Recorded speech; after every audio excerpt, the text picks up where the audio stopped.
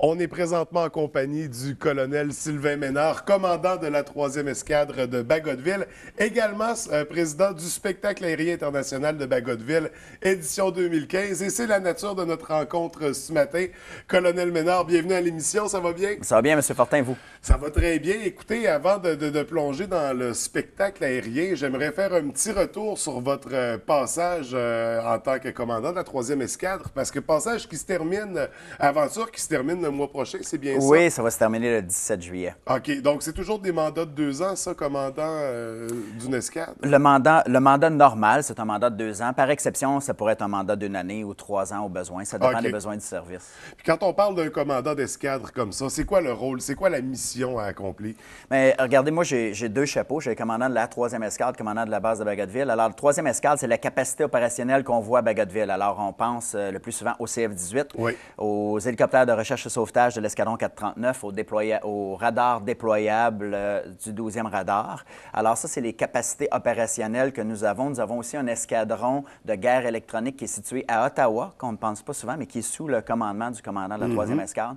Puis aussi, ensuite, il y a tout l'aspect base, la base des Forces canadiennes de Bagotville, les infrastructures que vous voyez, les 400 bâtisses, le 400 millions en infrastructures, mais il y a tout ce côté gestion-là de qu'est-ce qu'on voit, qui inclut l'aérodrome civil, hein, parce que je désire rappeler que lorsque les gens atterrissent en Dash 8 puis s'en vont au terminal Saguenay, mais ils sont sur le territoire de la base de Bagotville jusqu'à temps qu'ils entrent à l'intérieur du terminal. À l'intérieur du terminal, ils sont sur le territoire de la ville, puis à l'extérieur, lorsqu'ils mettent le pied sur le ciment, sur la ligne de vol, comme on dit dans notre jargon, alors là, ils sont sur le territoire de la base. Alors, toute cette gestion-là aussi vient avec le mandat que j'ai reçu. OK.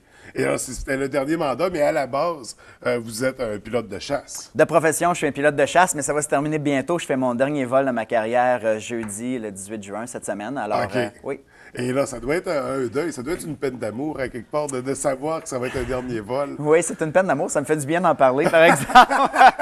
Ça l'aide à extérioriser mes états d'âme. Mais sans blague, oui, c'est sûr que c'est un gros chapitre à terminer pour moi. Ça fait 26 ans que je suis dans l'aviation royale canadienne. J'ai joint les Forces canadiennes pour être pilote de chasse. Et puis là, bien ça va se terminer, cette partie-là. Mais il y a plein de beaux défis qui s'en viennent aussi. Parce que d'avoir été pilote d'avion, c'est d'avoir accompli le rêve de tous les jeunes garçons. Je me souviens, quand on était jeunes, on voulait tous être pilote d'avion. Oui. C'était surtout ici à la baie, on les voyait, donc c'était très présent. Donc, un passage de 2 ans, c'était quoi le plus gros défi en 2 ans? On a eu plusieurs défis dans les 2 dernières années. Je dirais, premièrement, à Bagotville, on a une population qui augmente avec l'arrivée de la 2e escadre, le colonel Simoneau, adjudant-chef d'Alaire, et les gens de la 2e escadre. Il a fallu faire une réorganisation significative des infrastructures afin d'accueillir tout ce beau monde-là. Alors ça a été un des défis majeurs. Le deuxième, vous le savez, depuis avril l'an dernier, nous sommes déployés en mission opérationnelle. Ça a débuté l'an dernier suite à l'annexation de la Crimée par la Russie. On a déployé en Roumanie, ensuite en Lituanie. Nos troupes sont revenues seulement en janvier cette année. Et puis ensuite, à partir d'octobre, vous vous souviendrez, on a déployé un contingent de chasseurs, de ravitailleurs et d'avions de patrouille en Irak. Et puis présentement, on est grandement impliqués dans les frappes en Irak et en Syrie. Alors, c'est un mandat qui est très occupé, point de vue opérationnel, mais point de vue institutionnel aussi. Oui. Puis là-dedans, qu'est-ce que ça veut dire? C'est qu'il faut amener un support particulier aux familles. On a beaucoup de familles qui soutiennent leurs conjoints, leurs conjointes, leurs amoureux, les papas, les mamans qui quittent en mission pour plusieurs mois. Alors, on a besoin de donner un soutien à ces familles-là, puis on essaie de s'améliorer constamment afin de mieux les soutenir. Donc, comme on disait, des gros défis à relever. Un rôle qui peut être parfois difficile, lourd à porter, j'imagine, lourd de responsabilité, mais qui semble en même temps tellement agréable à vivre, puis tellement une belle expérience de pouvoir justement être à la tête d'une base comme ça. Donc là, on va plonger dans le vif de notre sujet parce qu'on présente l'édition 2015 du spectacle aérien international. Une grosse édition, beaucoup de nouveautés. À quoi on doit s'attendre là en partant au niveau des nouveautés? Bien, nouveauté, c'est la première fois qu'on ajoute une partie en vol le matin. Alors, Oui. les portes les portes de la base vont être ouvertes plus tôt. On ouvre les portes à 7h30. Il va y avoir une partie en vol le matin et une partie en vol l'après-midi parce qu'on avait un très gros programme de vol. Alors, on l'a scindé en deux ou on l'a augmenté vraiment. Oui. Alors, les gens qui étaient habitués de venir à Bagotville vers la fin de l'avant-midi pour voir la partie vol en après-midi, si les gens ne veulent pas manquer le mur de feu et l'attaque massive des chasseurs, des appareils hélicoptères tactiques et de l'armée, ils devront arriver le matin. Tout ça, ce programme-là, ça va débuter plus vers 10h, 10h30. Alors, il y a une partie le matin, une partie l'après-midi. C'est la première grosse nouveauté. Oui. Donc, beaucoup d'actions dès le matin. On a parlé, c'est ça, d'attaque massive, une démonstration. Comment ça fonctionne? À quoi il faut s'attendre pour ce volet-là? Bien, il faut s'attendre à Il faut s'attendre à ce que nos sens soient absolument, je vais utiliser un anglicisme, en overload. Alors, on va avoir une surcharge pour les oreilles, pour les yeux. Les gens vont pouvoir voir vraiment les appareils CF-18 simuler une attaque sur la base, en même temps que les hélicoptères tactiques vont faire une insertion tactique des soldats, des troupes d'élite de l'armée. Alors, plein de belles choses à venir. Donc, on va voir vraiment la base, l'armée en action, oui. Comment ça se présenterait dans un cas réel. Mais en simulation, est-ce qu'il va y avoir de la pyrotechnie ou des trucs comme ça? Bien sûr qu'il va y avoir de la pyrotechnie, il va y avoir le mur de feu, il va y avoir de la pyrotechnie, vous allez en avoir plein les yeux. OK, oui. Puis c'est ça, le mur de feu, on parle de battre un record cette année? Oui, on va battre le record canadien. Alors, je partage pas tout de suite la distance à laquelle on va avoir, mais on va s'attaquer à notre record. Donc, on compte renverser le record canadien. Sinon, si on poursuit dans la programmation, donc beaucoup d'actions le matin, mais quand même des démonstrations dans les airs au travers de tout ça. Si on poursuit dans la programmation l'après-midi, ça va être quoi principalement les activités? Mais l'après-midi, il va y avoir encore le spectacle en vol plus traditionnel qu'on est habitué de voir, mais on a des nouveaux performeurs cette année comme Yak Attack et Ken Peach. Alors pour les gens qui sont des habitués de Bagotville puis ils nous demandent c'est quoi les nouveautés, bien, il y en a des nouveautés. Entre autres, je viens d'en nommer deux, mais il y en a quelques autres d'extra aussi. Alors c'est super. Aussi, au sol, c'est le retour des appareils américains. Vous savez, avec la séquestration qui s'est passée en 2012-2013, la dernière édition du spectacle aérien international de Bagotville en 2013, on n'avait pas vu d'appareil américain. Alors là, on voit un retour. On a 4 appareils de confirmés, un Hercule de recherche et sauvetage de combat. Nous avons un T6, un appareil d'entraînement. Nous avons un ravitailleur, un gigantesque ravitailleur, un KC-135. Alors, il y a quelques plateformes américaines qui s'en viennent. Alors ça va être très intéressant parce que les gens aiment toujours ça, voir des plateformes autres que les plateformes canadiennes. Puis bien sûr, il y a toutes les expositions au sol. Cette année, on a une zone armée qui est encore plus grande que d'habitude, puis les gens vont avoir l'opportunité de voir un hôpital de combat, comme on avait déployé en Afghanistan, avec les salles de chirurgie, etc., qui vont être déployées devant eux, qui vont être montées dans le champ, vraiment. Alors, c'est impressionnant de voir ça pour les gens à qui ça intéresse. C'est très impressionnant. On parle de combien d'exposants en tout qui vont participer à cette édition? En termes d'exposants de l'extérieur, je n'ai pas le chiffre avec vous, mais je peux vous dire que tous nos hangars et tout l'espace qu'on avait est totalement plein.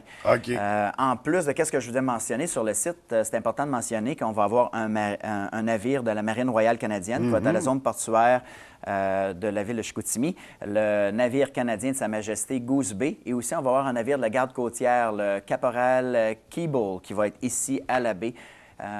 Puis c'est intéressant parce que le jeudi soir, ça c'est une nouveauté aussi, on a un 5 à 7 pour tous les performeurs à la place du citoyen à Chicoutimi. Alors pour les gens qui veulent rencontrer tous les pilotes et prendre des autographes, les rencontrer, leur serrer la main, c'est l'endroit le plus facile pour tous les voir, sinon pour tous les voir, les rencontrer, parce que durant le spectacle aérien, les gars sont occupés, les gars, les filles sont occupés. Alors, on les invite à venir, puis en même temps que ça va se passer à ce 5 à 7-là, à la place du citoyen, bien, le navire canadien de Sa Majesté Goose Bay va ouvrir ses portes pour des tours. Alors, ça va être très intéressant pour les gens, parce qu'il n'y a pas juste le volet aviation royale canadienne, il y a le volet armée dont je vous ai parlé tantôt, mais il y a aussi le volet marine royale, puis ça va être super pour les gens qui veulent voir les navires canadiens aussi. Donc, on déborde vraiment du concept de l'aviation. Et ce qui est très intéressant, on va pouvoir découvrir tout ça. Donc, Formule 5 à 7 ce jeudi à la place du citoyen. C'est ça. Sinon, bon, une grosse programmation. L'avant-midi, l'après-midi, beaucoup d'exposants au travers de tout ça. Pour rendre le site accessible, on a déployé tout un système de navettes. Des navettes qui partent de Chicoutimi, de la baie, de Jonquière. Comment ça fonctionne? Mais ça, c'est de toute beauté pour les gens qui nous écoutent ce matin, je vous invite à aller prendre les navettes parce que c'est la façon la plus facile de se rendre directement au cœur du spectacle aérien, de la zone intéressante, en évitant le trafic. Alors, il va y avoir des navettes à tous les 10 minutes. Ça commence à 7h15. Si on parle de la baie, c'est au Palais municipal. C'est ça, au stationnement du Palais municipal. Les gens stationnent leur véhicule là, sautent dans la navette. Il va y avoir une navette à tous les 10 minutes. Le matin jusqu'à temps que l'achalandage diminue, puis ensuite, ça va être au besoin. Et là, c'est vraiment aller-retour aux 10 minutes, donc une bonne fréquence. Oui.